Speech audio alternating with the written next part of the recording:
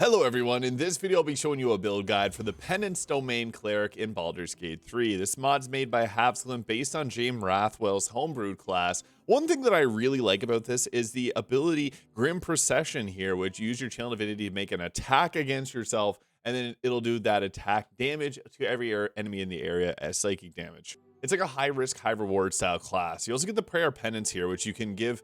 It makes you take a 1d4 of radiant or necrotic damage depending on if you follow a good or evil deity, and then you can give yourself or an ally a 1d4 bonus to wisdom or intelligence check. You also get some different channel oaths or channel divinity spells with the Shield of Faith and Atone spells here. And a cool ability here is when you get below half your maximum health points, the first time you deal damage to an enemy per turn, you can do a 1d4 of radiant or necrotic depending on your deity.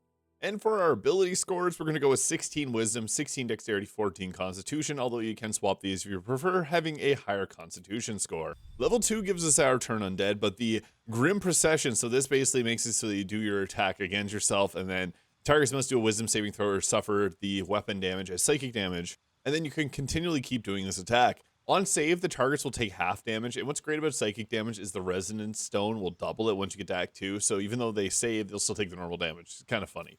Now for our prepared spells, I'd recommend having, if you got a caster, Create Water, Command, Bless, Healing Word, and Guiding Bolt can be an okay damage option. Inflict Wounds makes sense if you got an evil deity, but Sanctuary is another good spell if you don't want to Create Water to support your other casters.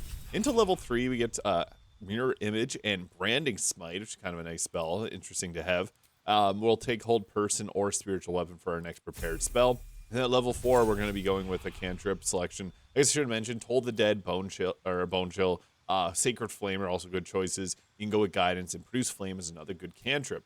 Now for our next, I guess we'll go with Spiritual Weapon here. The Maul will have the ability to daze targets so that we can land Command and Hold Person easier.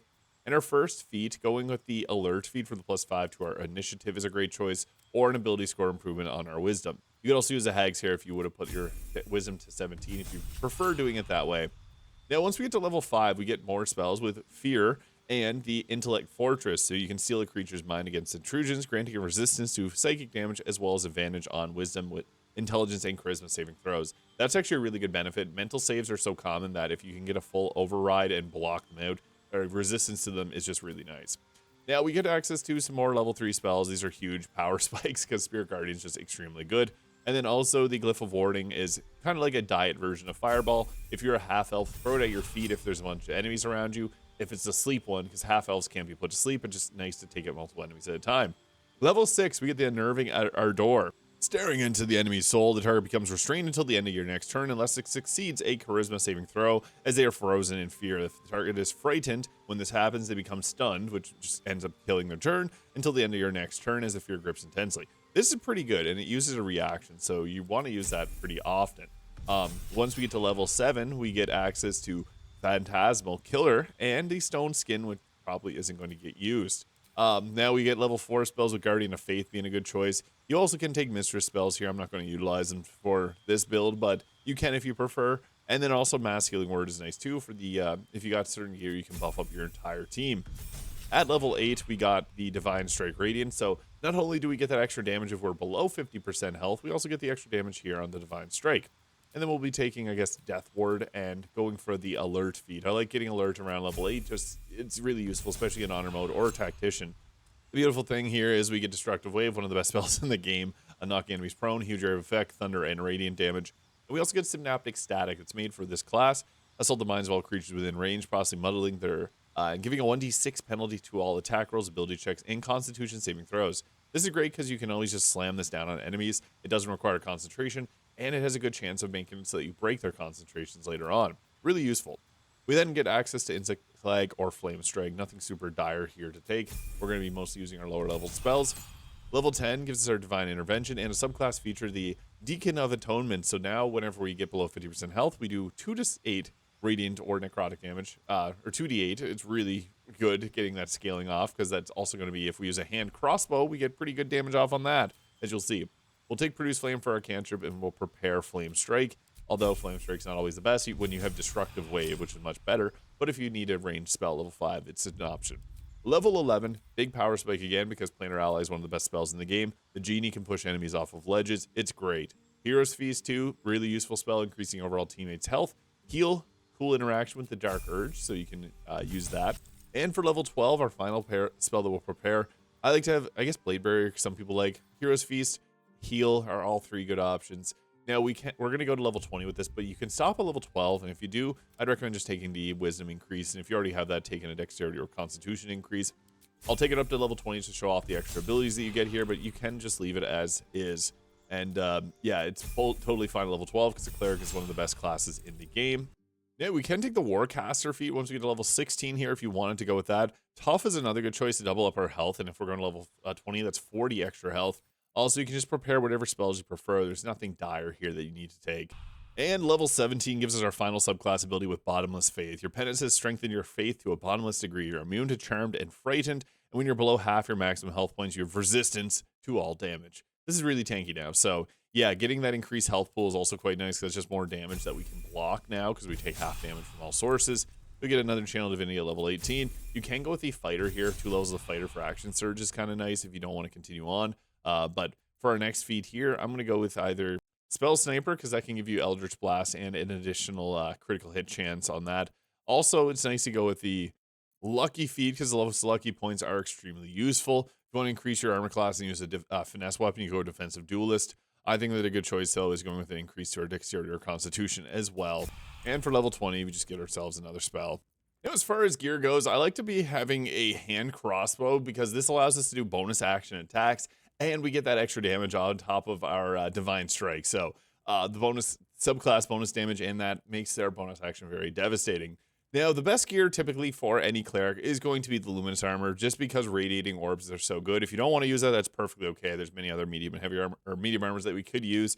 This is just an Act 1 item, so I think it's the best choice here. However, you can go with the Adamantine Scale Mail if you wanted to, and then later on you can go with the Armor of Agility. Those are other options. However, Luminous Armor is just the best in slot. Luminous Gloves too.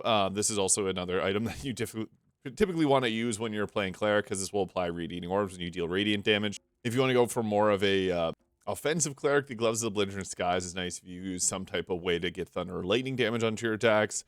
And the Reviving Hands are another really good one, because when you heal a creature, you get Blade Ward on them, which gives half physical damage. And when you revive a creature, you get Death Ward. This is really good if you want to be providing more of a support role or a more healing role. I think the Luminous Gloves with the Luminous Armor is the best choice here, but this is a really good choice as well. And since we apply conditions, the Boots of Stormy Clamor work very well here. Just for most clerics, these are going to be the gear of choice. It's just Act 1 items that are very powerful. You can also throw in the Disintegrating Nightwalkers if you prefer, or the I guess there's the Boots of Aid and Comfort with 3 temporary health if you really want it, but I think Reverberation is so much better. Now, we can also roll with the Whispering Promise for a 1d4 bonus to attack rolls and saving throws. These work well with the any healing gear, because then you can buff your entire team with Mass Healing Word. And then there's also a Cleric item that you can get when you use your Divine Intervention, which can do a heal pulse for your entire team. And another choice is the Crypt Lord Ring. This gives you Create Undead, which is just another summon to soak up hits for your team, and it kind of fits thematically. For the Coruscation Ring, when you deal damage with a spell and you're illuminated, you can deal Radiating Orbs on the enemy. And then we also get the Callous Glow Ring to do 2 additional points, which then procs all of our gear again. And the Holy Lance Helm, when a target attacks you and misses, they take radiant damage, which will proc our gear again. So this procs everything quite frequently. And what's great about all of this extra radiant damage is it actually procs our offhand attack too. So it's kind of funny how this all synergizes together. The Staff of Cherished Necromancy lets you cast some of the more powerful spells like Harm if you got it, because this allows you to get the Life Essence Absorption. This is the best choice if you want to be an offensive cleric. The best would actually be the Marka Heshker Staff, because this gives us the ability to get lightning charges, which just further augments our damage. And the great thing about lightning charges, they do apply to a lot of our extra attacks, so you can get some crazy stuff going with that. And it gives us Chain Lightning, which is always a good choice to have. But we're also got the Viconia's Walking Fortress there as well. If you want to be extra cheeky, you can precast Mirror Image and Spirit Guardians to get your armor class up to 32 before we go into a fight. Now, we got our special ability here, Grim Procession. We need to get into a place where we can use it. Spirit Guardians might end up blowing up a couple people here. That's kind of normal, because Spirit Guardians is really good. So 6 stacks of Radiating Orbs on that enemy already. Pretty nuts. But the thing is, we can proc opportunity attacks, because when they miss, that happens. More radiant damage out there. I'm just going to get to a point where I can then use the Grim Procession to attack myself, and then everyone here is going to take psychic damage equal to that damage that I smash myself with. And we got the Unnerving Ardor here, so stare into an attacking enemy's soul. and they become restrained till the end of the next turn. We're going to use a reaction on that as well, so cool action there. That ended up taking out everybody, and we have this cool animation that we're doing, so yeah, it's pretty awesome. I'm actually locked into this. I can't use my bonus action for this turn, and everyone around has just exploded. Now I'm locked into that, so I for some reason can't. I think it's because I used that ability when I wasn't supposed to, because I wasn't getting attacked, so I think my character's locked into doing this weird begging pose here, so yeah, that's something that happened. Yeah. And oddly enough, it's making all the enemies take forever to take their turn for whatever reason. Like, this one here has been sitting here for like 5 minutes. I don't know what's happening. Yeah, they just sit there for legit a while. And I'm unfortunately still stuck in this. Yeah, I don't know. I might think that this could have broke something. Yeah, I just went and shoved my character. They're legit locked into this animation for whatever reason. Alright, so I had to take my character out completely, one-shotting them, then resurrect them for it to work properly, but Destructive Wave is a really good spell that we want to use because its range is massive. This is one spell that we definitely benefit a lot from because it's going to knock enemies prone, and it just deals a ton of damage. Now, this offhand attack is what I was talking about. It's going to do a ton of damage. You didn't even need to use the reaction, but we could have added even further damage on top of that. So yeah, that's the Penance Domain Cleric by Havsglimt. Let me know your thoughts in the comments. Hit the subscribe button below if you enjoyed, and I hope you have a great day.